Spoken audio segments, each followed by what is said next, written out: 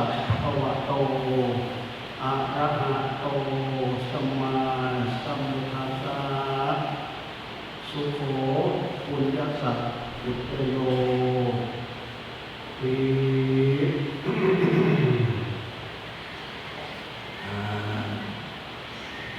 พวกเราทั้งหลายต้องการความสุขพระพุทธเจ้าท่านทรงตรัสท่านทรงสอนท่านทรงบอกใครอยากได้ความสุขให้สะสมบุญใครอยากได้ความสุขให้สะสมบุญบุญนำมาซึ่งความสุขความสุขเป็นสุขเวทนาเป็นความรู้สึกอย่างหนึ่ง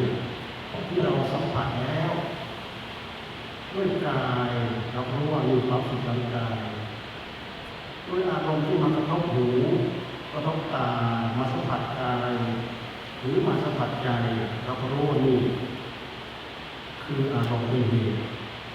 ให้เกิดบุญให้เกิดความสุขเวทนา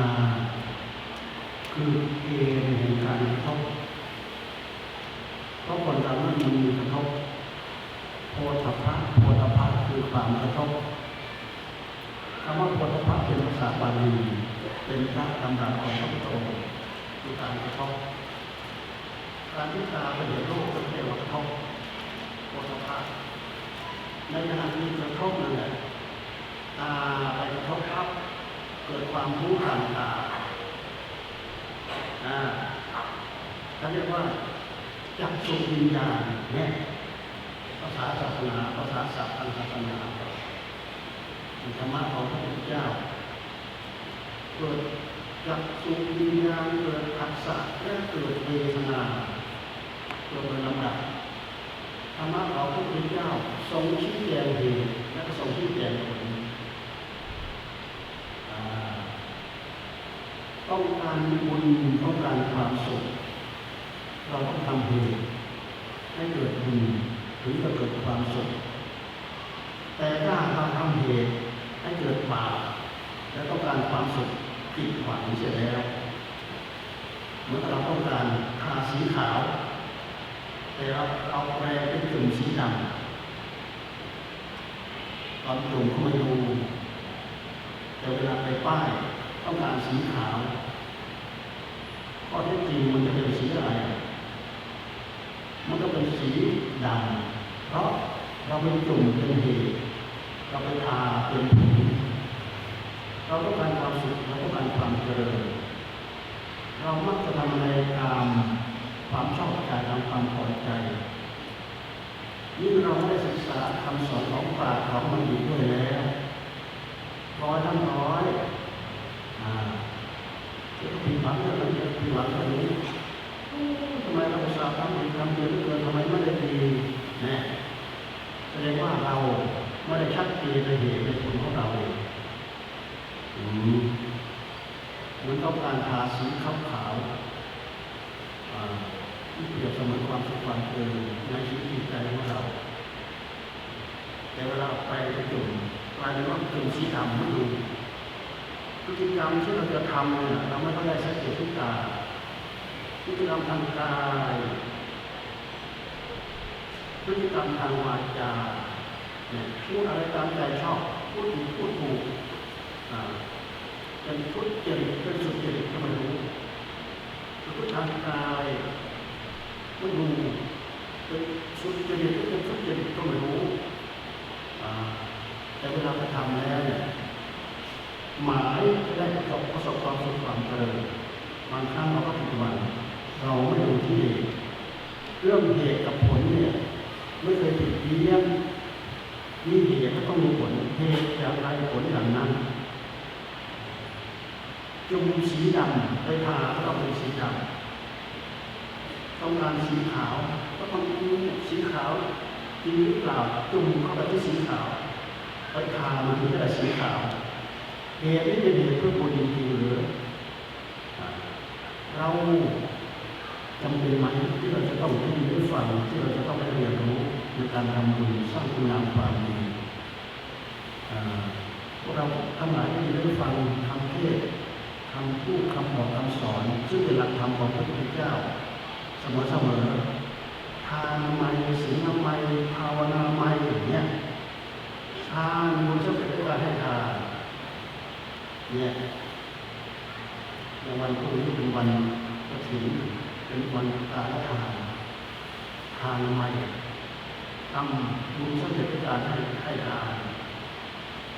ศีลใหม่บุญสำเร็จด้วยการรักษาศีลภาวนาใหม่บุญสำเร็จด้วยการตั้งใจภาวนานี่มันมีหลักนะทานใหม่ในพระพุทธศาสนาที่พระพุทธเจ้าทรงสอนนั้นนะเป็นสัมมาทานทำยังไงถึงจะได้เป็นผลทานที่เป็นเหตุให้เราได้ประสบพบผลที่เราพึงประสงค์พึงต้องการท่านจึงให้ทานอย่างครบถ้วนถูกต้องตามที่พระพุทธเจ้าทรงตรัสต้องมีทักษิณะบุคคลมารับการให้ทานเช่นอย่างเราให้ทานพระเจ้าประสงค์อย่างพรุ่งนี้เราตั้งใจจะมาถวายกฐินกับครูบาอาจารย์ที่ท่านอยู่จำพรรษาครบ3 เดือนไตรมาสอันนี้2อย่างหนึ่งท่านได้รับอันนี้2 พรรษาอันนี้2อย่างหนึ่งอันนี้2 พรรษานี่แหละทำให้ท่านมีโอกาสได้รับกฐินได้ซึ่งเป็นพุทธานุญาตเป็นกรณีพิเศษที่จำพรรษาครบ3 เดือนไตรมาส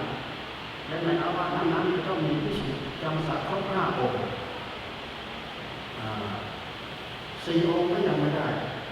เพราะกฐินนั้นตกมาท่ามกลางสงฆ์ตั้งแต่4 รูปเป็นต้นไปที่เรียกว่าสงฆ์สังฆะและว่าหมู่ตั้งแต่4 องค์เป็นต้นไปเป็นสมมุติสงฆ์4 องค์เป็นผู้อัปโลกองค์ที่1 ที่ 2 ที่ 3 ที่ 4อัปโลกเสร็จยกให้แก่พระมหาเถระหรือผู้นำหรือวัดนั้นๆหรือเจ้าอาวาสเหมือนอย่างในที่นี้ก็คือหลวงพ่อพระครูวิมลโสพลเรา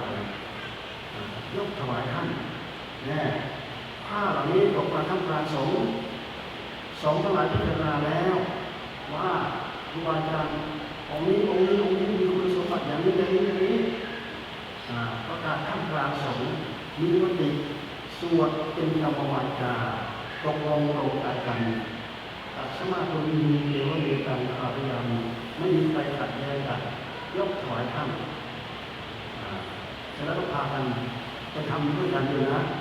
ไปตัดไปเย็บไปย้อมแฝงอะไรด้วยกันอาศัยความสามัคคีเนี่ยทำให้เสร็จในวันนั้นตัดทั้งเย็บทั้งย้อมเสร็จในวันนั้นกรานในวันนั้นรุ่งคืนไปแล้วกรานไม่ได้นะข้ามวันผ่านไปแล้วกรานไม่ได้ต้องเสร็จในวันนั้นกรานในวันนั้นแน่กรานกฐินถึงจะเป็นองค์กฐินถ้าไม่กรานไม่เป็นองค์กฐินนะพวกเรารับแล้วเราไม่กรานไม่เป็นกฐินนะไม่เป็นเพราะมันไม่ครบองค์ประกอบรับเสร็จแล้วก็ต้องมาอัปโลกแล้วมามีกรรมวาการยกถวายยกผ้าเหล่านั้นถวายเสร็จแล้วก็มาตัดมาเย็บมาย้อมอย่างถูกต้องแต่ส่วนมากพวกเราจะทำแค่สบงนั่นแหละสบงก็เสร็จง่ายๆคือสบง5 ขันเสร็จง่ายแล้วไวแค่เดียวได้กราในวันเย็นวันนั้นบางครั้งท่านเร่งรีบด่วนก็เสร็จตั้งแต่กลางวันก็กราตอนนั้นกรานี่คือต้องไปทุกเป็นผ้าสบงแล้วก็เอาผ้าสบงนี่แหละที่ฐานเป็นผ้ากฐินเนี่ยมีตามหลักที่พระเจ้าทรงวางแบบแผนเอาไว้กฐินเป็นการละทานถวายได้เดือนให้ฤดูฝนแค่เดือนเดียวเท่านั้นเองเลยนั้นไปแล้วถวายไม่ได้เลยวันเดือน12ไปแล้วถวายไม่ได้หมดเขตกฐินวันเป็นเดือน12แม่ข้ามเดือน12ไปแล้วถวายไม่ได้นี่คือกฐินที่สุจำพรรษาครบ3 เดือนไตรมาสมีอานิสงส์พรรษา5 อย่างเมื่อได้รับกฐินอีกมีอานิสงส์5 อย่างยืดไปอีกตลอดฤดูหนาว4 เดือนกฐิน ถึงกลางเดือนสี่นะอันนี้สงฆ์5อย่างนั้นข้อหนึ่งเป็นอันนี้สงฆ์สำหรับพระนะถ้าพูดถึงอันนี้สงฆ์ของพระไม่ใช่ของโยมข้อหนึ่งภิกษุไปไหนไม่ต้องบอกลาในวงเล็บตามสิกขาบทที่6แห่งอาเจียรวัตรปาจิตีกันไปดูกันดูมีเงื่อนไขนะต้องเจาะจงตามสิกขาบทที่6แห่งอาเจียรวัตรปาจิตีกันสิกขาบทนี้พระพุทธเจ้าทรงผ่อนผันให้ถ้าภิกษุจำพรรษาครบ3 เดือนไตรมาสและได้รับกฐินด้วยได้รับอานิสงส์รวมกันแล้ว5 เดือนเนี่ยแต่ถ้ารับกฐินนั้นจะต้องทำให้ถูกต้องมีการสวดมีการยกให้แล้วก็มีการสวดกรรมวาจาแล้วมาตัดมาเย็บมาย้อมและมาเป็นผู้อธิษฐานกรรมการแล้วก็เชิญพระสงฆ์ทั้งหลายเหล่านั้นร่วมอนุโมทนาร่วมกันอัตตังธรรมโสสันตสังกตินังธรรมโมกติลังฆาโรอนุโมตถา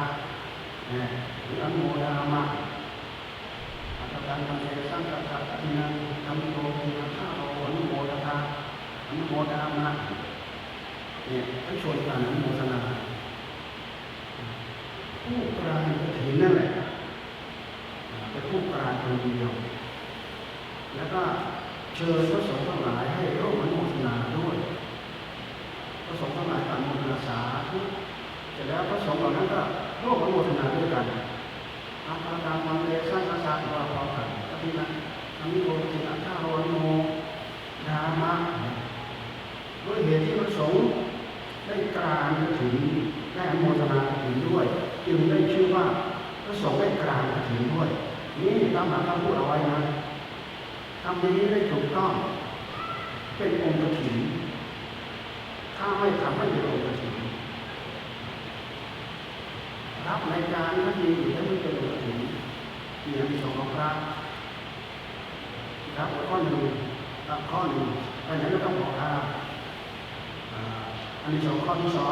2ไปไหนก็ต้องเอาไตรจีวรครบ3 รับ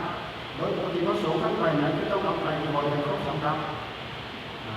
สบงจีวรสังฆาติหรือโคตรเอวหรืออังสาทุกวันนี้มีคือผ้า3 ผืนถ้าไม่มีอานิสงส์ภาษาถ้าไม่มีอานิสงส์กฐินภิกษุออกจากกุฏิมาตอนเช้ามาทำข้อวัดที่ศาลาจะต้องมีผ้าสังฆาติจะต้องมีบริขารแปลงบริขารบงจีวรสังฆาติเช่นอย่างเรานุ่งผ้าอาศัยมาเนี่ยมีผ้าไตรมีสบงจีวรสังฆาติห้อยคอมาดูได้เลยมาดูวัดป่าได้เลยท่านจะห้อยคอเพราะถ้าหากมาสวดที่ศาลาแต่ผ้าคลองอยู่ที่กุฏิผ้าขาดดีแน่แต่ถ้ามีอานิสงส์ภาษามีอานิสงส์กฐินมันต้องเอาผ้าจีวรมาครบเหลือสังฆติวัตถุกุฏิก็ไม่เป็นไรนุ่งกับชั่วโมงกับผ้าจีวรมาเนี่ยที่เราไปไหนไม่ต้องถือไตรจีวรไปครบ3 รับข้อ3ฉันคณะโพธิและปรมัตถโพธินั่งรวมฉันกันเป็นวงแล้วฉันปรมัตถคำว่าฉันปรมัตถหมายความว่าสมัยก่อนเรียกว่าพระสงฆ์เนี่ยอังคาพระสงฆ์อังคาพัตตาหารกับพระสงฆ์เช่นอย่างพระสงฆ์นั่งฉันเนี่ยเจ้าศรัทธาเนี่ยถือหม้อข้าวเดินตักใส่เดินตักถวายทั้งกับทั้งแกงสมมติว่าตักใส่หลายรอบข้าวท่านอิ่มท่านพอแล้วพอตักจะใส่ถวายท่านเอามือออกไปอย่างนี้แสดงว่าท่านพอแล้วท่านห้ามพักแล้วไม่รับอีกแล้วเนี่ยท่านคำว่าฉันปรามรับฉันแล้วฉันอีกฉันแล้วฉันอีกในเมื่อห้ามแล้วมีคนเอามาอีกที่หลังยังไม่ได้สนองท่านให้รับได้ดีมีประโยชน์ฉันร่ำเพื่อฉันปรามรับคือเหตุนี้มากที่ไม่เหตุให้มีฉันเช้าฉันเพลนบางทีก็3 ครั้ง 4 ครั้งกว่าจะหลังเที่ยงเอาเวลาวิการเป็นเองแต่เช้าช่วงเที่ยงกี่ครั้งไม่นับถ้าเลยเที่ยงไปแล้วเป็นเวลาวิการนะฉันอาหารไม่ได้นี่ก็พิจารณา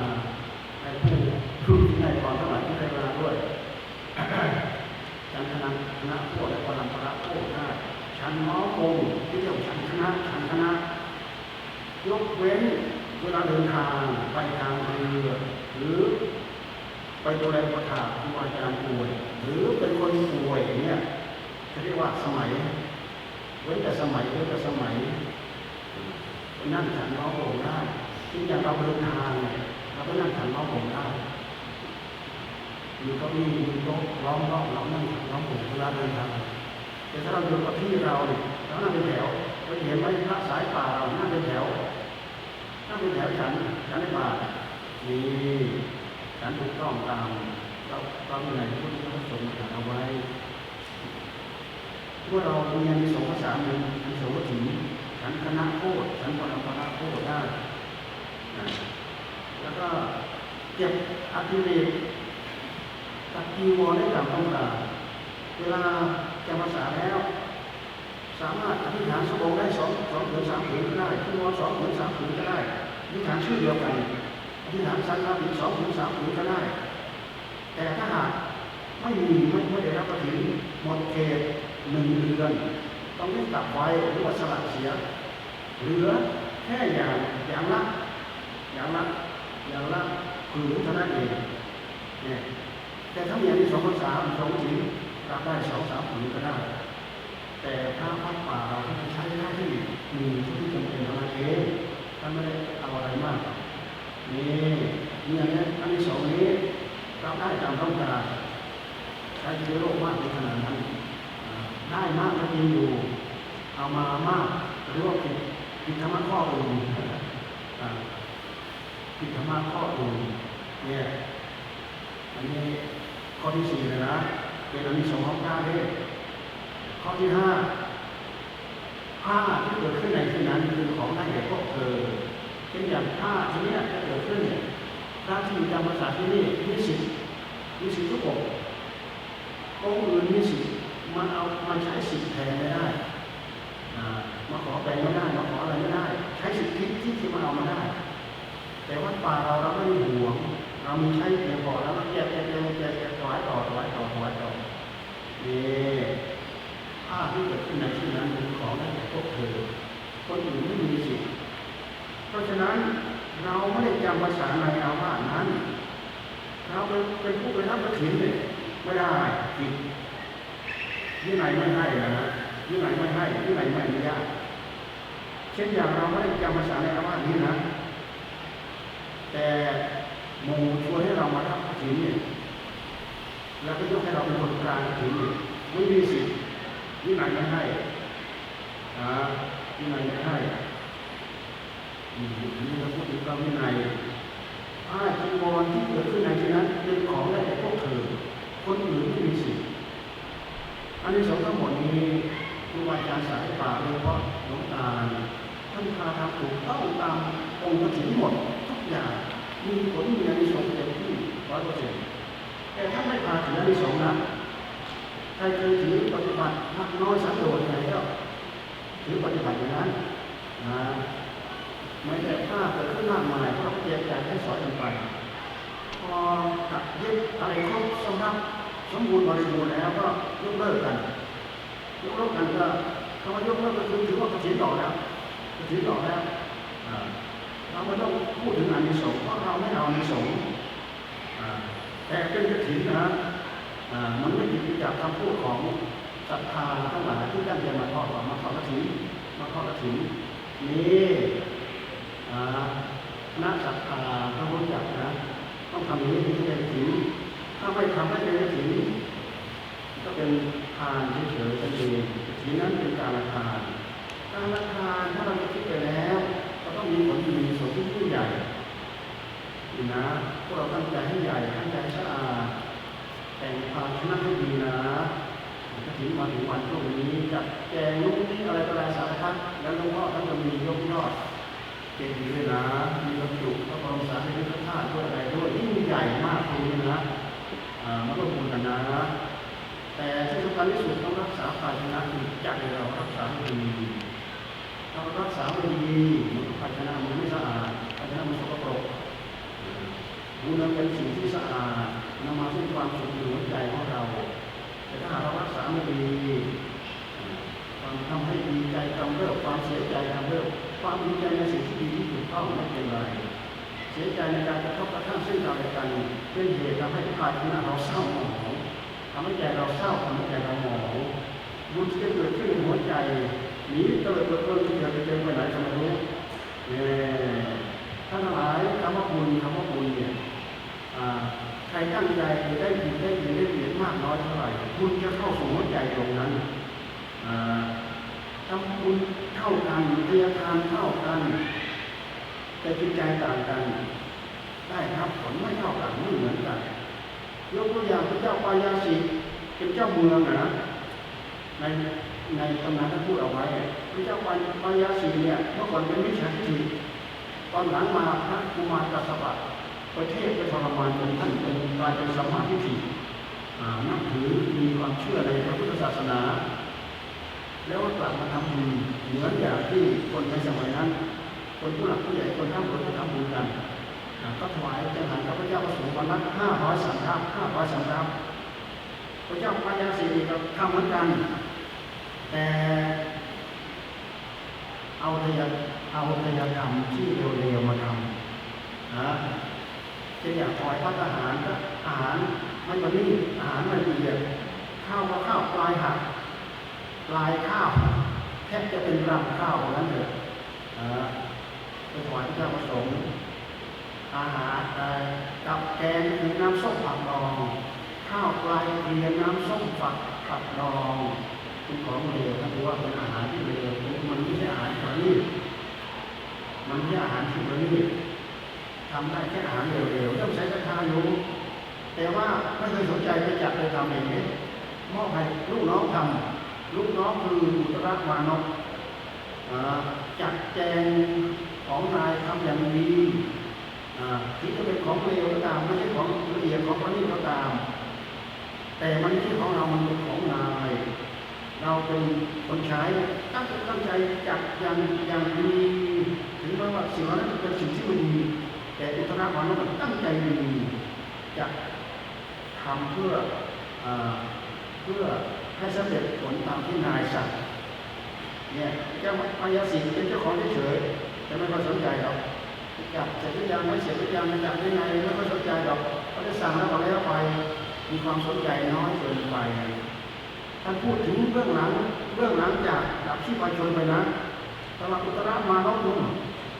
ไปวัดบนสวรรค์ชั้นดาวดึงส์พระเจ้าปายาสิ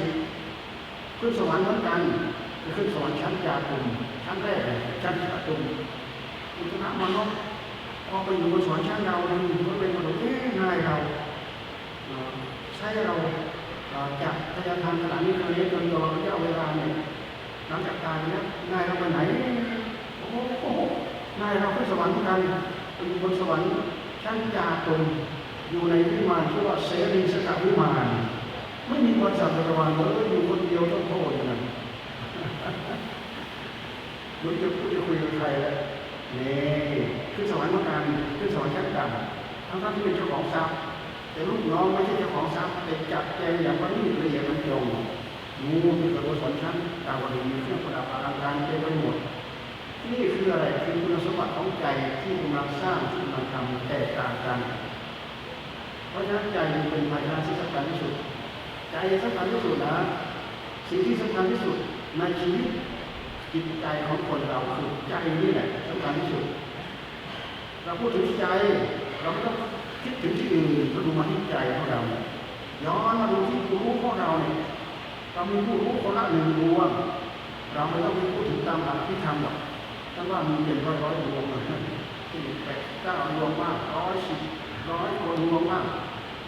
แท้ๆที่จริงดวงเหล่านั้นที่ท่านเรียกนั้นเป็นอาการของจิตนั้นที่เราว่าจิต1 ดวงมีหมายถึงตัวจิตแท้เพราะเรามีจิตคนละ1 ดวงแต่จิตของเรารู้เกิดมาตั้งแต่กับการในชาติไหนเราทราบมาเลยหรอกจิตของเราเป็นธรรมชาติที่หูย้อนรู้จิตของเราอย่างนี้เราจะรู้เลยเรามีจิตคนละ1 ดวงด้วยเหตุที่เรามีจิตคนละ1 ดวงจิตจึงเป็นเหตุในโลกนี้ปรากฏกับเราถ้าไม่มีจิตเราก็ไม่ต่างอะไรกับ ก้อนเสาไม่ต่างอะไรก้อนหินไม่ต่างอะไรกับดินอ่าไม่ต่างอะไรของไม่มีวิญญาณทั้งหลายทั้งปวงคือที่เรามีวิญญาณเรามีใจเราจึงเป็นคนจึงเป็นมนุษย์ใจเป็นต้นตอของกรรมทั้งหลายทั้งปวงคือที่เรามีใจเราจึงมีกายคือที่เรามีใจเรามีกายอย่างเราเป็นมนุษย์เราจึงมีช่องทางกายกรรมวิจีกรรมแน่กายกรรมวิจีกรรมเราดูที่พระพุทธเจ้าทรงฉลาดไหมท่านให้พวกเรารักษาสำรวมกายกรรมกับวิจีกรรมโดยปกติเราไม่สำรวมกายกรรมทำยังไงสำรวมวาจาวิจีกรรมทำยังไงท่านให้ตั้งใจรักษาศีลเนี่ยมันมาที่ศีลนะมันเข้ามาในหลักศีลสมาธิและปัญญาแล้วที่หลักที่ถูกต้องที่พระท่านทรงสอนเห็นที่เรามีใจมันเป็นต้นตอของกรรมใจทำไมจึงสร้างกรรมเราดูมาที่ใจของเรานะส่วนมากพวกเรามักจะตื่นตานั้นรูปเรื่องกรรมอะไรคือกรรมอะไรคือกรรมพอเราคิดถึงเรื่องกรรมเราคิดว่าอะไรก็มากรรมมันคืออยู่ข้างหลังเราเหมือนมันคอยให้คุณให้โทษอย่างนั้นอย่างนี้นั่นคือเราฆ่าเราดูไปที่ใจของเรารู้ได้เลยแท้ที่จริงใจของเรามันออกรู้ออกเห็นนั่นแหละคือการกระทำของมันที่เรียกว่ามโนกรรมเรานึกเราคิดแต่ละขณะของใจของเรานั่นแหละคือการกระทำกรรมของใจของเรานึกคิดดีเป็นมโนทุจริตนึกคิดดีเป็นมโนสุจริตใจดีใจไม่ดีใจนึกดีคำว่าดีมันเป็นเรื่องของบุญคำว่าไม่ดีมันเป็นเรื่องของบาปใจนึกดีคิดดีจะเป็นเหตุให้เราทำกายกรรมก็ดีให้เราทำกรรมทางวาจาหรือวิจีกรรมก็ดีถ้านึกไม่ดีคิดไม่ดีมันก็จะเอาวาจาทำพูดไม่ดีเอากายไปกระทำในสิ่งที่ไม่ดีเช่นอย่างไปฆ่าสัตว์เอากายไปลักทรัพย์เอากายไปฆ่าสัตว์เอากายไปลักทรัพย์เอากายของเราไปประพฤติผิดในกามผิดศีลข้อ5ข้อ1ข้อ2ข้อ3ผิดศีลข้อ5ผิดศีล5นะผิดศีล5การผิดศีล5ถือว่าไม่สำรวมเลยแล้วก็ทำลงมาแล้วมันเป็นเวรเป็นภัยเป็นบาปเป็นกรรมนะไปฆ่าสัตว์เป็นเวรเป็นภัยเป็นบาปเป็นกรรมไปลักทรัพย์ของเขาเป็นเวรเป็นภัยเป็นบาปเป็นกรรมไม่ใช่ทำได้เฉยเหรอมันก็ไม่ผิดลูกเขาหัวเขาเมียเขาที่คนเขาหึงหวงที่เขามีปกครองหึงหวงเป็นเวรเป็นภัยเป็นบาปเป็นกรรมเรารู้พิษสงบนโลกใบนี้ที่เราประสบเห็นมามากมายเยอะแยะเกี่ยวกับเรื่องเหล่านี้นี่พระพุทธเจ้าฉลาดไหมท่านให้เรามารักษาศีล5เป็นรองบาทเป็นรองพื้นพุทธบริษัทของเราจะต้องมีศีล5รองพื้นไม่ฆ่าสัตว์ไม่ลักทรัพย์ไม่พูดผิดในกามไม่พูดโกหกไม่ดื่มสุราเมรัยทำไมต้องเกี่ยวกับสุราเมรัยด้วยสุราเมรัยน้ำรองของเมาเช่นอย่างยาบ้คือกินไปแล้วมันทำให้เมาเหล้าหลายดีกรีกินไปแล้วเมาเมื่อเห็นที่เรากินไปแล้วมันเมามันก็ทำลายมันสมองมันไปย้อมประสาทสมองทำให้ประสาทสมองของเราพิการมันเลยขาดสติเนี่ยสิ่งที่มีคุณค่าที่สุดในใจของเราหนึ่งเดียวมีความสำคัญมากมีอุปการะกับจิตตรงนั้นมากคือสติธรรมสัมปชัญญะธรรมถ้าเมาปั๊บขาดสติขาดสัมปชัญญะโอ้ยฆ่าสัตว์ก็ง่ายลักทรัพย์ก็ง่ายพูดผิดลูกผิดหัวผิดเมียใครก็ง่ายพูดโกหกพูดเท็จก็ง่ายหลอกลวงก็พูดก็ง่ายถ้าผิดศีลข้อ5ข้อเดียวนะนี่ไหมสำคัญไหมศีลของพระพุทธเจ้าเพราะฉะนั้นสำรวมกายกรรมสำรวมวิจีกรรมเราต้องเอาศีลมาสำรวมเนี่ยมีความต้องการไหมศีล5มีแค่ศีล5นะพุทธบริษัทจะต้องมีศีล5เป็นภาคเป็นพื้นนะถ้าไม่มีศีล5เนี่ยเราเดินตามพระพุทธเจ้ามาได้ไหมบางคนศีล5สักข้อหนึ่งก็ไม่ได้อย่างเงี้ยจิตของเราหยาบมากแม้แต่ตะแกรงตาห่างๆไม่อยากศีล5เรายังรอดไม่ได้ค้างอยู่ในตะแกรงเท่าเลยแล้วมัน ร่อนให้ลอกลงไปมันร่อนไม่ได้ใจมันเขื่อนมันโตมันไม่มีศีลมันไม่มีธรรมอย่างนี้นะไม่มีศีลคือไม่มีธรรมนะเพราะศีลนี่เป็นศีลเป็นทั้งศีลเป็นทั้งธรรมศีลเป็นทั้งศีลเป็นทั้งธรรมนะศีลมันเป็นบัญญัติก็จริงแต่มันเป็นทั้งศีลมันเป็นทั้งธรรมมันเป็นธรรมเป็นยังไงศีลของพระพุทธเจ้าที่ทรงบัญญัติท่านมีสัจจะรองรับเช่นอย่าไปฆ่าสัตว์ผิดศีลฆ่าไปแล้ว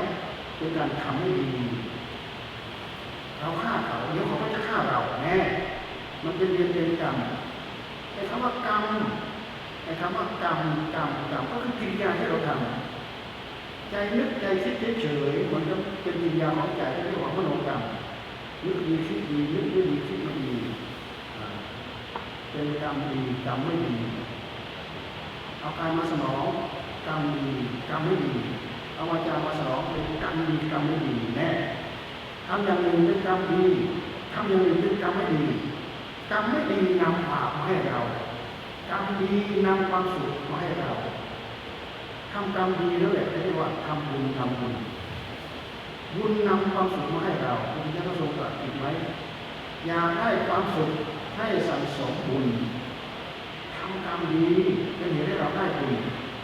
บุญยังภาษาบาลีภาษาไทยแล้วความดีของคนอยู่ตรงไหนหมดทั้งตัวนี่เลยนี่เลยคือบุญหมดทั้งตัวนี่เลยดีความดีของคนอยู่ตรงไหนแสดงให้เป็นที่ปรากฏคนดีแสดงว่าทางกายกายกรรมทางวาจาก็ดีกรรมทางกายกรรมไม่สนไม่ขนองไม่ฆ่าสัตว์รักทรัพย์ประพฤติในกามมีมามีพูดเท็จพูดหยาบพูดส่อเสียดมีพูดเพ้อเจ้อหลอกลวงต้มตุ๋นแล้วก็นึกคิดไม่เดือดน้ำดองของเมาก็เป็นการทำลายสติสัมปชัญญะของตัวเองนี่สำคัญที่สุดนะศีลข้อ 1 ข้อ 2 ข้อ 3 ข้อ 4นี้มีคู่กรณีด้วยเหตุนั้นเองคู่กรณีจึงเป็นเวรเป็นกรรมตอบสนองกันไปตอบสนองกันมามันจะเกิดผลเกิดสิ้นท่านทั้งหลายในทำไมในวัฏสงสารของเราจึงมีแต่เวรแต่ภัยจะดับบาปแต่กรรมมันไม่จบไม่จบสิ้นไอ้เวรภัยบาปกรรมนี่มันก็เป็นเรื่องสำคัญเหมือนกันนะผูกเวรข้างเดียวเจ้ากรรมนายเวรก็ถึงต้องหากันนะเหมือนพระพุทธเจ้ากับพระเทวทัตเนี่ยพระพุทธองค์ไม่เคยผูกเวรผูกพยาบาทพระเทวทัตเลยพระเทวทัตผูกพยาบาทข้างเดียวแท้ไอ้เจ้ากรรมนายเวรก็ถึงต้องหากันนะตัวชาติไหนชาติไหนวิ่งไปหาเรื่องตัดตอนกับพระพุทธองค์ทุกเรื่องทุกเวลาเป็นพระเอกกับโกงทุกเรื่องเลยเหล่านั้นกับทุกภพทุกชาตินี่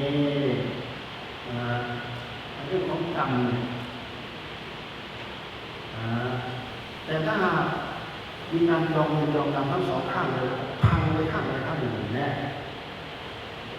พระเทวทัตพระพุทธเจ้าไม่เคยตอบโต้แม้แต่ครั้งเดียวเลยนะพระองค์รู้ว่าทำตอบโต้นี้ไม่ดีผิดตอบโต้นี้ดีตอบโต้นี้ไม่ดีผิดกายกรรมกับวิธีกรรมที่เป็นหลักสัจธรรมไปในตัวที่เราพูดถึงศีล 5เพราะฉะนั้นศีล 8ศีล227ที่เจ้าประสงค์มันมีศีลภิกษุณี311ศีลทั้งหมดนี้เป็นข้อบัญญัติทำให้เรามาสำรวมกายกรรมมาสำรวมวิธีกรรมแค่นั้นเองนึกคิดอยู่ในใจไม่ผิดศีลนะนึกคิดลามกเปรตขนาดไหนก็ตามอยู่คนเดียวไม่ผิดศีลแต่ผิดธรรมนะถ้านึกคิดอยู่ในใจด้วยเอากายมาสนองผิดแล้วเช่นพระโลกอยากได้ของเขาเนี่ยดูเผลอๆไม่มีเจ้าของไม่หยิบของนั้นราคามากกว่า5 มาศพนะพอหยิบขึ้นมาแล้วก็นึกได้เอาไปวางคืนพ้นไม่ได้เอาบัตรประชิดแน่ด้วยเหตุที่พระนึกอยากได้ของเขาไปหยิบของเขาขึ้นมาของแค่ของเนี่ยเคลื่อนจากฐานเคลื่อนจากที่เท่านั้นเองท่านปรับอาบัติปาราชิกแล้วถึงจะเอาไปวางคืนมันก็เป็นอดีตไปแล้วปรับอาบัติเป็นอดีตไปแล้วขาดจากความเป็นพระไปแล้วนี่พระพุทธเจ้าทรงปรับนะทรงปรับอาบัติเพราะฉะนั้นเรื่องของกรรม จึงเป็นเรื่องตรงไปตรงมาเป็นหลักสัจธรรมเต็มที่เต็มร้อยในเรื่องของกรรมกายกรรมวิจีกรรมมโนกรรมการตั้งใจรักษาศีลผู้ที่มีความสามารถรักษาศีลห้าได้ทั้งหมดพยายามรักษาศีลแปดกลายเป็นว่าศีลแปดเป็นศีลพรหมจรรย์นะดูศีลข้อสามของศีลแปดไปดูสิไม่ประพฤติผิดจากหลักของพรหมพรหมก็อยู่คนเดียวโดดเดี่ยวพรหมไม่มีการเป็นอารมณ์นะพรหมก็ไม่ได้เรื่องรูปเรื่องเสียงเรื่องกลิ่นเรื่องรสเรื่องสัมผัสเรื่องการมาทั้งหลายทั้งปวงไม่เป็นอารมณ์ของพรหมพรหมก็มีธรรมะเป็นอารมณ์เช่นอย่างไรพุทโธพุทโธพุทโธนี่เป็นอารมณ์ของพวกพรหมศีลข้อสามของศีลแปดเป็นศีลของพรหมจรรย์รักษาพรหมจรรย์เหมือนพรหมรักษาไม่ให้ผิดจากหลักของพรหมเป็นคนเดียวโดดเดี่ยวถึงจะมีสามีถึงจะมีภรรยาแต่คนเราสมาทานศีลแปดแล้วเดี๋ยวก็ทำไม่ได้พูดคุยกันได้แต่เพศสัมพันธ์กันไม่ได้เพศสัมพันธ์กันกินทันทีเรามาพิจารณาเรื่องเหล่านี้แล้วเราจะเห็นว่าเพศสัมพันธ์เป็นเรื่องที่ผูกพันเราไว้ในวัฏสงสารที่เหนียวแน่นมั่นคงที่สุดเป็นเรื่องที่มีความสำคัญอย่างยิ่งโดยปกติธรรมชาติของสัตว์ธรรมชาติของมนุษย์ของสัตว์ทั้งหลายทั้งปวงมีสิ่งหนึ่งที่เหมือนกันคือมีความสืบพันธุ์เพื่อเจริญเผ่าเจริญพันธุ์สัตว์ทั้งหลายก็เจริญเผ่าเจริญพันธุ์ด้วยการสืบพันธุ์มนุษย์ก็เจริญเผ่าเจริญพันธุ์ด้วยการมีเพศสัมพันธ์และนี่คือหลักการของมนุษย์จะบัญญัติ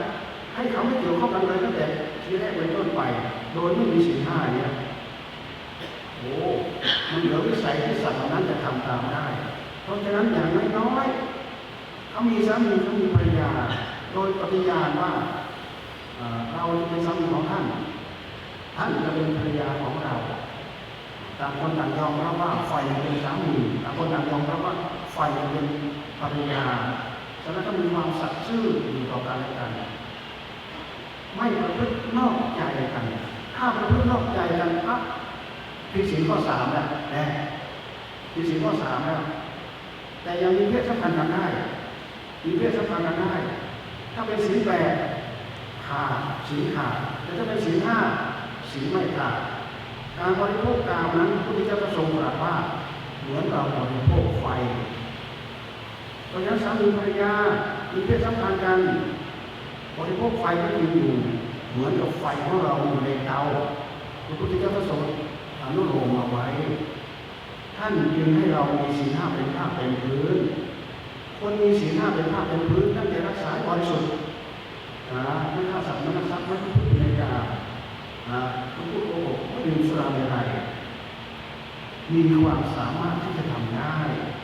โอ้ยไม่ฆ่าได้ไงไม่ฆ่าได้อะไรกินโอ้ยหมดฆ่าสัตว์ไม่อะไรกินหมดเลยไม่ฆ่าสัตว์หมดไปถือศีลเนี่ยจะทันเขาหรือ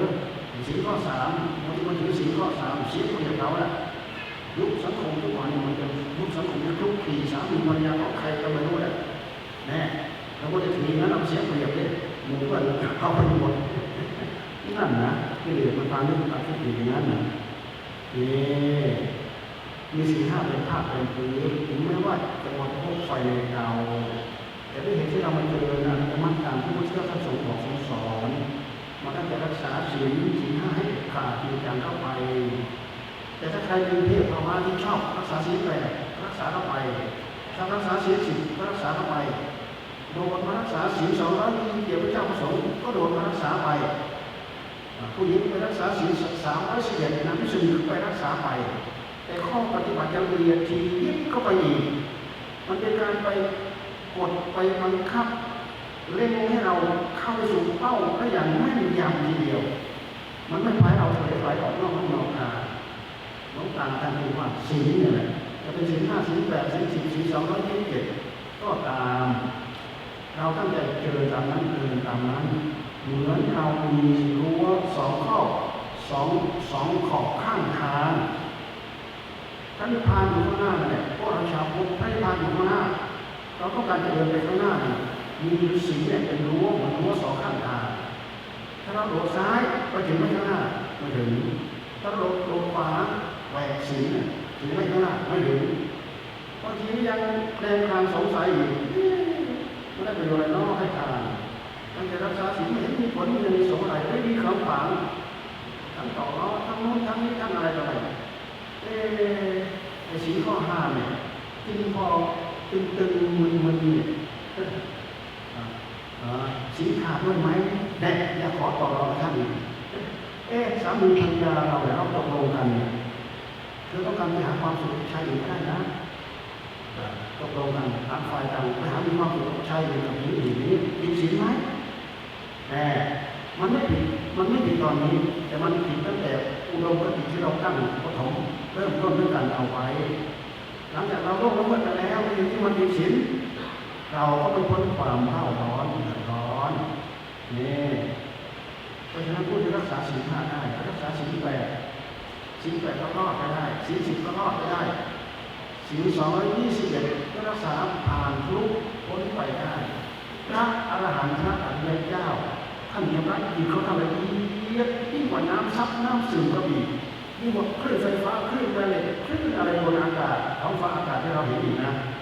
ที่เขาทำละเอียดจนไม่มีที่หมายจนไม่มีคำว่าตัวไม่มีคำว่าตนนั่นเล็ดรอดขนาดนั้นที่จะเล็ดรอดไปได้แต่พวกเราเอาศีลมาเป็นข้อจำกัดเหมือนเอาศีลมาเป็นหลักแปรนอนศีล5ศีล8ศีล4พอผมค้างเขาเลิกตั้งแต่ศีล5แล้วจะไปได้ยังไงศีล8จะไปได้ยังไงศีล12ศีล2ก็27มันเป็นข้อที่สำหรับพวกเราท่านทั้งหลายทานไม้สำเร็จด้วยกันและตั้งใจให้ทานเราพูดไปแล้วเรื่องอานิสงส์กฐินอานิสงส์ของผู้ถวายกฐินก็คือการทานจะต้องยิ่งใหญ่เราจะต้องได้จองเอาไว้ผู้ที่จองกฐินนั่นแหละตลอดระยะเวลาก่อนที่เราจะไปทอดนึกถึงไอ้บุญเนี่ยเราจะได้กองกฐินเท่าไหร่เราจะได้อะไรมาใส่กองกฐินเราจะให้ใครมาร่วมจะบอกลูกคนนั้นจะบอกหลานคนนี้จะบอกเพื่อนคนนั้นให้มาร่วมนึกคิดเรื่องบุญนะใครอยากนึกอยากคิดเรื่องบุญจองกฐินเอาไว้จองกฐินเอาไว้น้องจองนี้นะก็จะได้สะสมทรัพย์ที่ดีเราจะต้องเอาทรัพย์ที่ดีทรัพย์ที่ไม่ดีเราไม่เอาเราพยายามตั้งใจสอบแสวงหาทรัพย์ที่ดีสะสมเอาไว้เพื่อที่ได้ทำบุญกฐินอย่างนั้น2-3 ปีได้สักกองหนึ่ง2-3 ปีได้สักกองหนึ่งบางคนตั้งใจเอาปีละหลายกองในทั้งไปสามารถทำได้สิ่งที่มีผลมีอานิสงส์เรื่องของทานทุกอย่างมีผลมีอานิสงส์ทำให้เราเกิดพบในชาติไหนไม่ทุกข์ไม่ยากไม่อดไม่จนเพราะอะไรเพราะเราได้สร้างเราได้ทำเอาไว้ทานเราก็ให้ศีลเราก็รักษาเนี่ยภาวนาเราก็ทำทานใหม่ศีลใหม่ภาวนาใหม่ภาวนาก็คือทำใจให้รับความสงบแล้วก็พิจารณาเกิดปัญญาเราต้องจะรักษาศีลมันแก้กิเลสกับปัญญาเจริญสมาธิให้จิตได้รับความสงบปราบกิเลสระดับกลางที่พาเราเลิกเราคิดออกนอกรูนอกทางก็นำทุกข์นำโทษเข้ามาสู่หัวใจของเราพิจารณาทางด้านปัญญารู้ชัดเจนอย่างแจ้งด้วยเหตุด้วยผลแล้วก็น้อมรับลอยวางจากการยึดมั่นถือมั่นลอยได้ละได้วางได้แม้กระทั่งอัตตาตัวตนขันธ์ทั้ง5กายเวทนาสัญญาสังขารวิญญาณนี่คือผลของการทำงานทางด้านปัญญาเพราะฉะนั้นศีลสมาธิปัญญาเป็นที่มาของเป็นเหตุให้เราได้บุญการพูดถึงละเอียดมากไปกว่านั้นอีกอัปปะจายนะไมบุญเสด็จด้วยการอ่อนน้อมถ่อมตนในสังคมที่อยู่ด้วยการอ่อนน้อมถ่อมตนเข้าหากันจะทำให้สังคมนั้นมีความสมัครสมานสามัคคีปรองดองซึ่งกันและกันคำพูดคำจาที่นำมาซึ่งความสมัครสมานสามัคคีไม่เป็นเหตุแตกแยกไม่เป็นเหตุให้ระเกียดเดียดฉันซึ่งกันและกันไม่เป็นเหตุมาคุยมาโม้ทับกันพูดถูกเยียดหยามซึ่งกันและกันแน่ก็อะไรเพราะเราอ่อนน้อมเข้าหากันท่านทั้งหลายถ้าเราไม่อ่อนน้อมเข้าหากันมันจะมีวิญญาณที่แข็งกระด้างเข้าหากันพิจารณาได้เลยรู้ได้เลยคนที่แข็งกระด้างเข้าหากันเนี่ยหาความสุขด้วยกันไม่ได้หรอก ไม่ได้สามีภรรยาถ้าไม่ลงใจกันเนี่ยก็น่ามาหากันอุ้ยอยู่ห้องเดียวกันเหมือนอยู่คนละทวีปเหมือนอยู่คนละโลกหรือบางทีอาจจะเสี่ยงถึงขั้นใดขั้นหนึ่งไอ้คนสายหูสายตาไปเดียวกันอย่างนั้นมันจะมีการฆ่าใจกันได้นะนี่เอาความแข็งก็ได้เข้าหากันในหมู่ในเพื่อนในพวกในพ้องในกลุ่มชนที่เราอยู่ร่วมกันเราอักปักใจนะไว้บุญการอ่อนน้อมของตนเข้าหากันให้บุญจริงไหมเราเอาไปพิจารณาไปทำดูนะเราไปทำแผนก็ได้ลองดูแล้วค่อยดูผลมันเราไปทำอ่อนน้อมเข้าหากันลองดูแล้วก็ดูผลมันเหมือนอย่างที่พระพุทธเจ้าทรงตรัสเอาไว้ไหม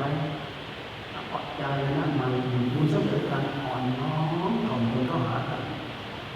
นี่นำมาซึ่งความสมัครสมานสามัคคีความสามัคคีเท่านั้นแหละทำให้เราอยู่กลมเกลียวเป็นหนึ่งเป็นน้ำหนึ่งใจเดียวกันไม่เป็นเหตุขัดข้องหมองแต่ซึ่งกันและกันอยู่ด้วยกันอย่างมีความสุขต่างคนต่างรักษาภาชนะของตัวเองเอาไว้ให้มันลุกให้มันขาดให้มันขาดน้ำเอาไว้ตอนที่ทำบุญมามากมายเยอะแยะเหมือนเราไปทำภาชนะของเราให้ลุกให้ขาดบุญมากมายมหาศาลลุกออกไหลออกเหมือนน้ำที่เทลงไปในที่เชยนะมันเป็นน้ำอะไรได้ไปเชยที่เขาไม่ได้ทาน้ำยาไปเชยหรือไม้ไผ่ที่เขาสารสมัยก่อนนะเอาไม้ไผ่ไปสารทำถังตักน้ำทำถังตักน้ำเสร็จแล้วเขาก็เอาน้ำยามาลูกมันก็สารตักน้ำได้นะก็ไปเชยอะไรพวกก็เป็นเงินที่เขาไม่ได้ประสานด้วยน้ำยาเลย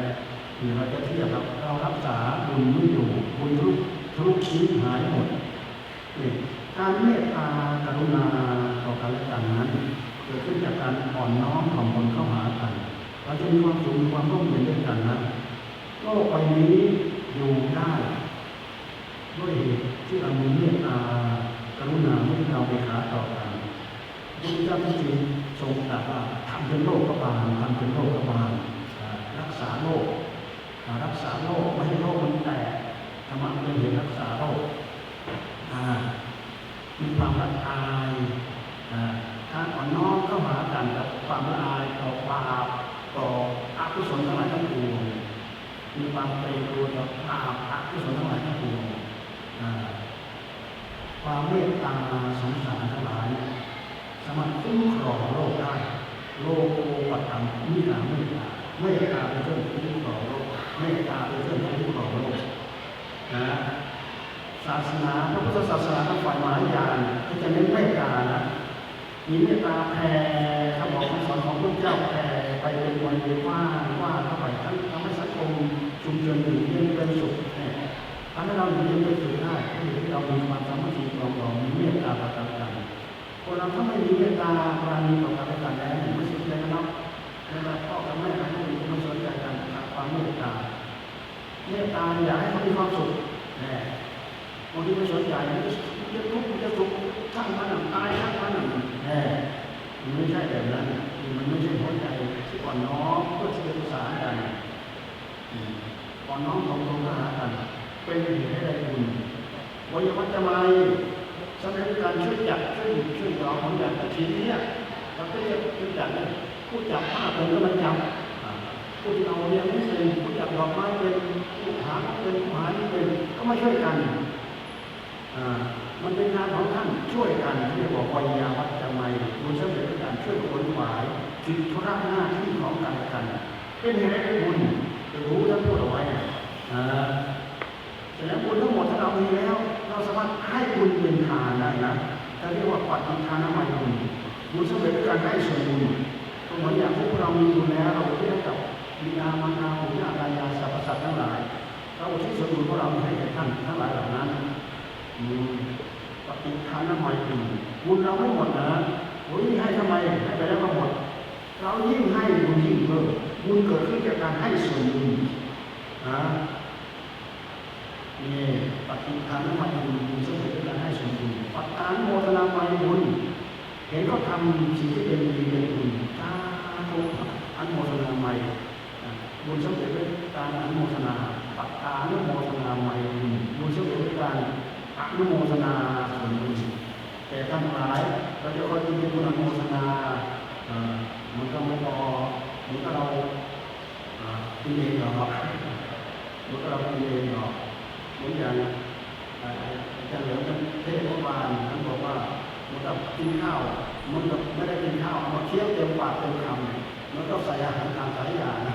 มันไม่รู้มันมีรสชาติมันอะไรตรงไหนเราไปทำเองทำยากทำง่ายทำสะดวกสบายทำเรียบแจ่มใสแน่แล้วพอที่อนุโมทนาโอ้ยรู้สึกจะเอาไปไปพอจะกินที่อนุโมทนาเนี่ยปัตตาอนุโมทนาใหม่จะมีความสำคัญนะพระเจ้าพิมพิสารเนี่ยท่านที่ส่วนบุญให้กับญาติของท่านที่เป็นเปรตญาติของท่านมาโนราสาธุโอ้โหญาติของท่านพระเจ้าพิมพิสารเนี่ยเป็นเปรตเนี่ยหิวมาเรา3-4 ทุกขั้นตอนนั้นไม่ได้กินเลยหิวอยู่อย่างนั้นแหละพอพระเจ้าพิมพิสารทำบุญที่ให้เท่านั้นเปรตเรานั่งมาโมทนาสาธุโอ้ยร่างกายเป็นของเราก็ได้ไม่มีเสื้อผ้านุ่งเลยอะไรเลยเป็นเปรตเนี่ยหลังจากโมทนาปั๊บได้บุญก็สู่หัวใจมันใจเรานั้นเติมพลังขึ้นมาทันทีโอ้ร่างกายผิวพรรณผ่องอ้วนดีมีเครื่องนุ่งมีเครื่องทรงอลังการบางคนมีชฎาสวมใส่ในทันทีเลยเนี่ยตอนที่พระเจ้าพิมพิสารทำบุญแล้วไม่ทิ้งให้กลางคืนไปแสดงในที่ปรากฏโอ้ตั้งเสียงน่ากลัวมาก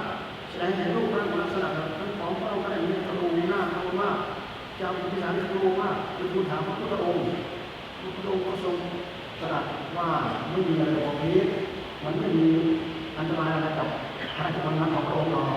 มันเป็นญาติของพระองค์เองเขามาแสดงมาบอกเขาเป็นเปรตโอ้เป็นวันนั้น3-4 ตำนานแล้วไม่ได้กินเลยแนะนำให้พระเจ้าพิมพิสารทำบุญข้าวหนึ่ง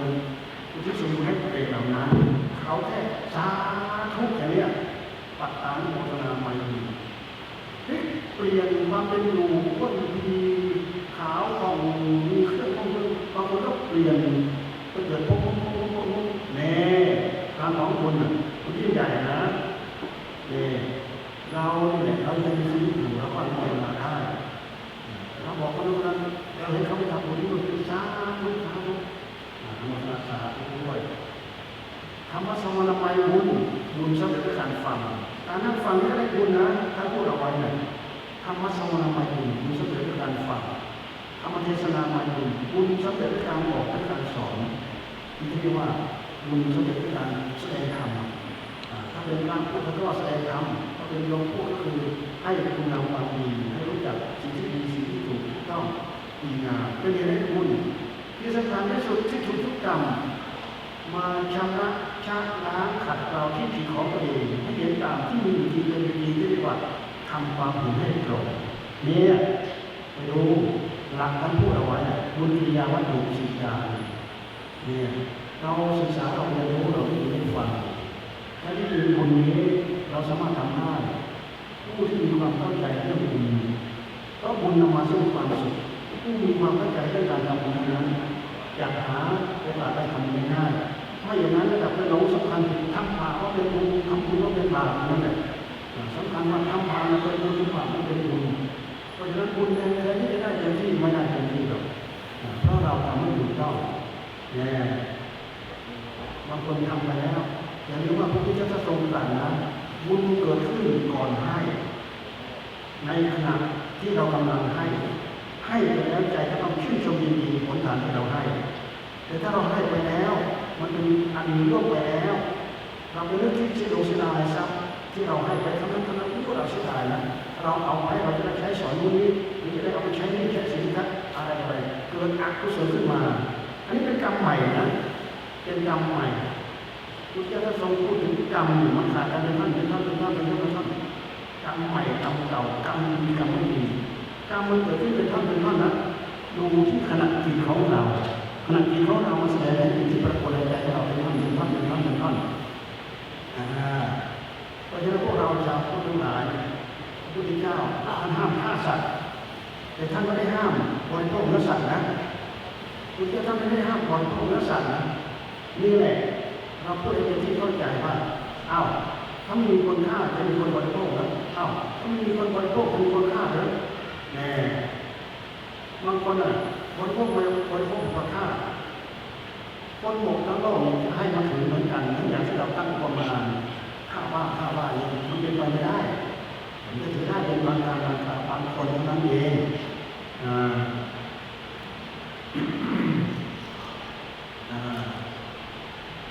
หรือไม่เหมือนกัน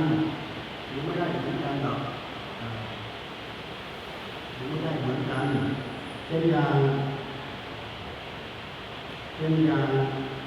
ไม่ชีท่านนั่งภาวนาเนี่ย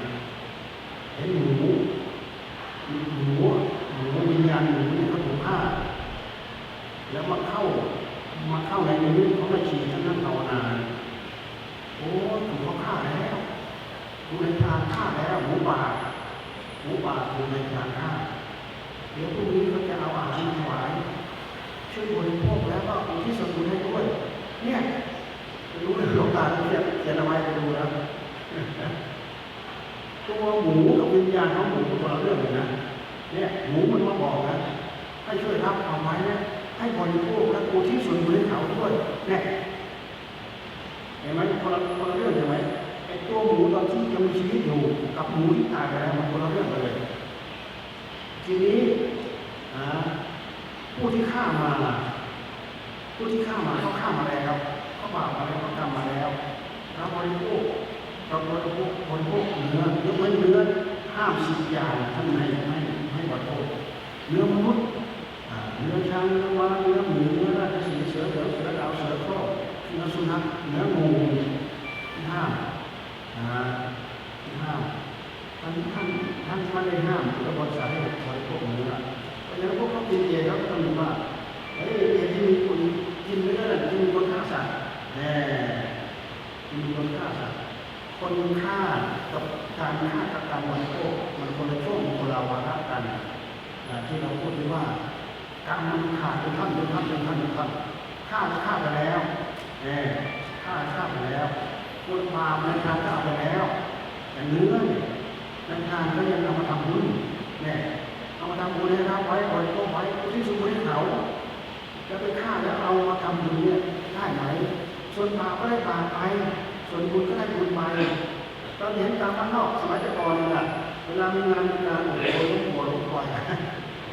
การเงินรู้นับไม่ครบนับไม่โกนรู้เห็นใจร้องไม่โกน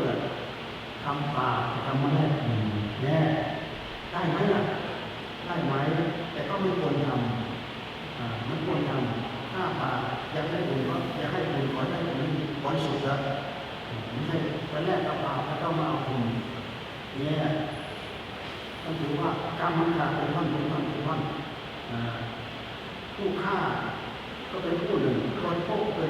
ก็เป็นผู้หนึ่งมีคนละวาระกันแต่การจะบริโภคเนื้อถ้าได้พิจารณานะโดยเฉพาะพระเจ้าประสงค์เนี่ยถ้าไม่พิจารณาต้องปรับอาบัตินะปรับอาบัติใจนะจะบริโภคเนื้อต้องพิจารณาสงสัยเนื้อสุนัขหรือเปล่า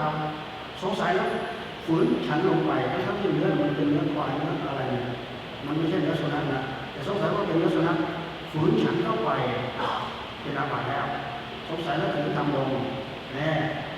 บางทีฉันเนื้ออะไรมันใครเนื้อมนุษย์หรือเปล่าทำไมมันไม่อย่างนี้เนี่ยสงสัยแล้วฝืนฉันเข้าไปเนื้อมนุษย์ต่างๆเนี่ยฉันเข้าไปต้องอาบัติต้องตัดสินใจโอ้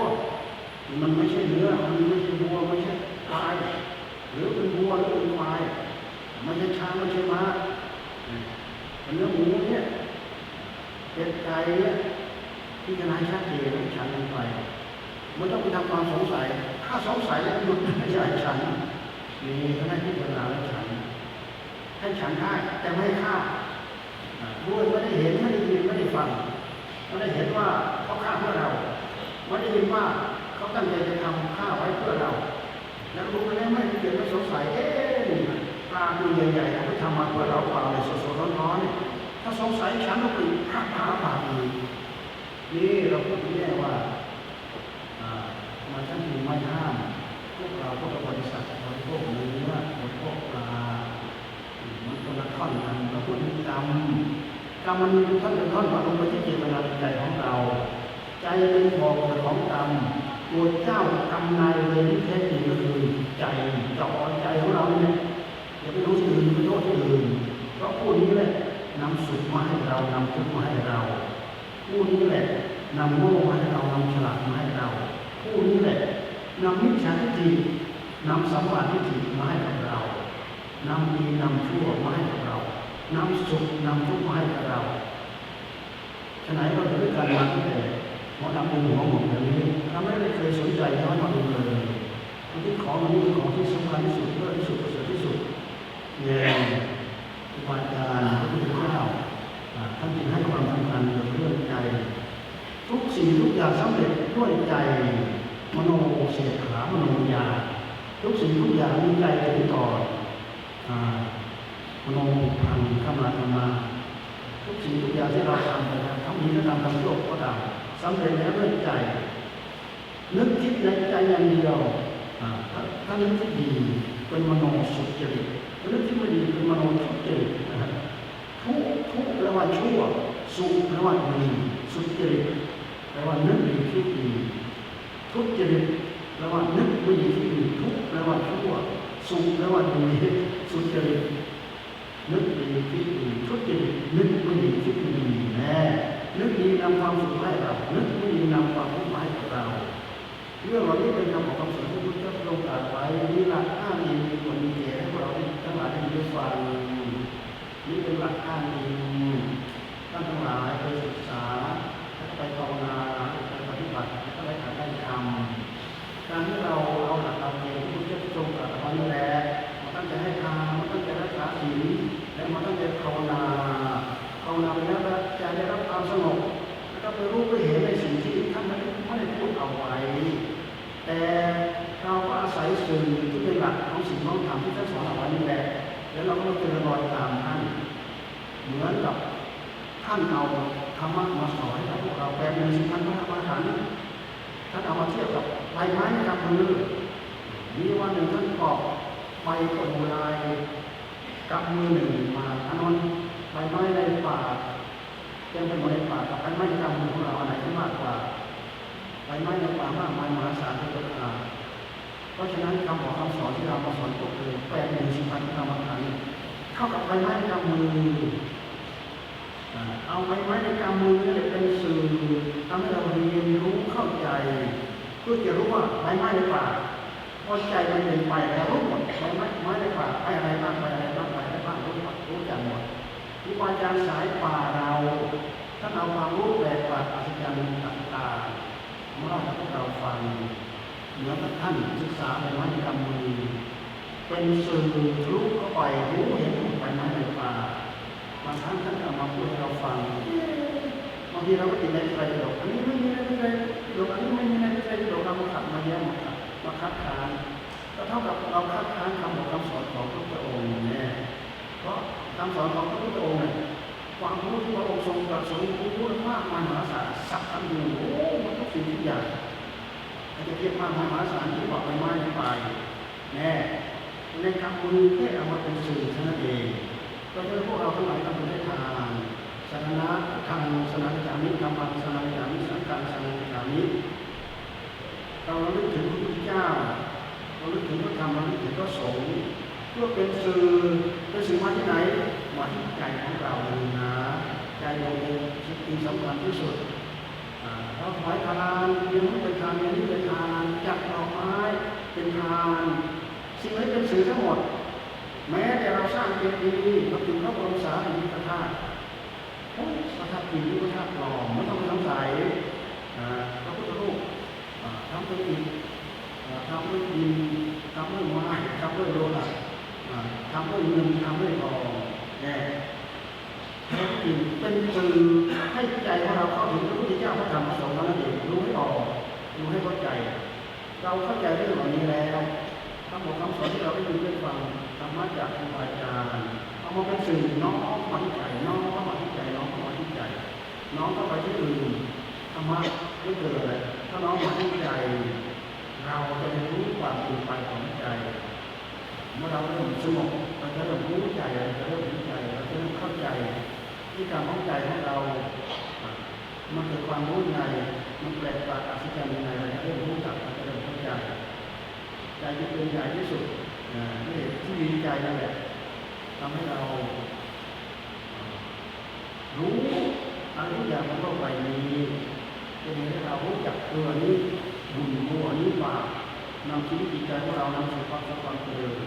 ด้วยเหตุที่เราเอามาศึกษามาได้ยินได้ฟังตามคำบอกคำสอนของพระพุทธเจ้าแง่ความรู้มากมายมหาศาลที่เราเรียนรู้บนโลกใบนี้จะที่มหาด็อกเตอร์ขนาดไหนก็ตามมันเป็นความรู้ที่เราเรียนรู้แต่เราไม่ปฏิเสธว่าความรู้เหล่านั้นจะไปช่วยให้แง่มุมความฉลาดในหัวใจของเรา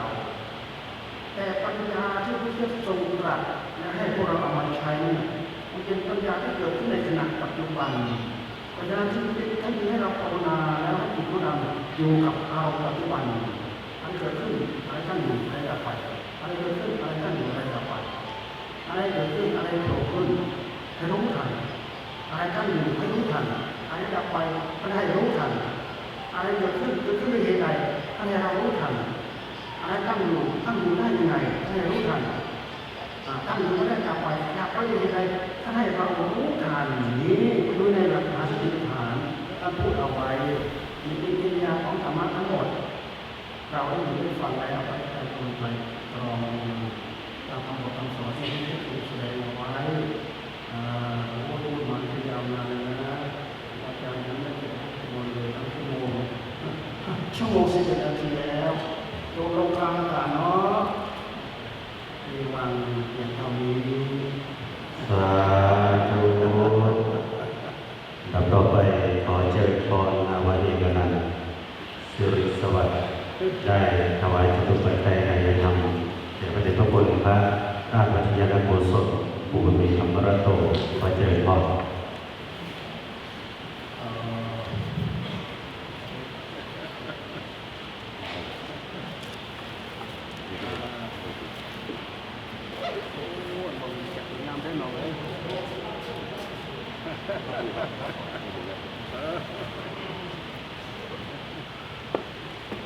คุณนั่งครับขอโทษ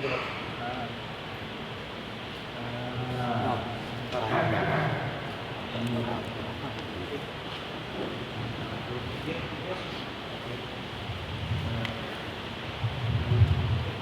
แล้วน้องครับผมน้องนี่ลูกครับผมลูกครับผมพ่อลูกพ่อนะครับลูกพ่อลูกด้วยจะให้เกียรติออกมาก็มี3 มือ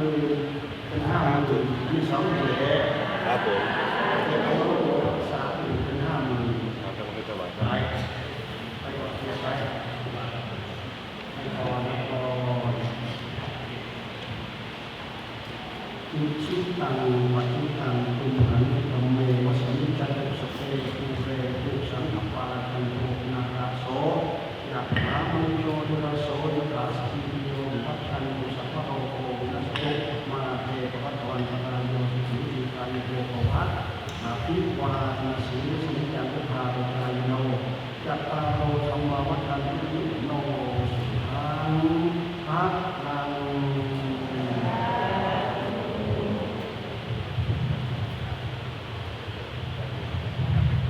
วันนี้หลวงพ่อจะคุณเราเทศเน้นเนื้อเลยเรื่องของผลเรื่องของกรรมน้ำหนักในเวลาเทศเวลาหนักแน่นเน้นเหมือนกับจะเน้นทำมาให้เข้าใจของเรา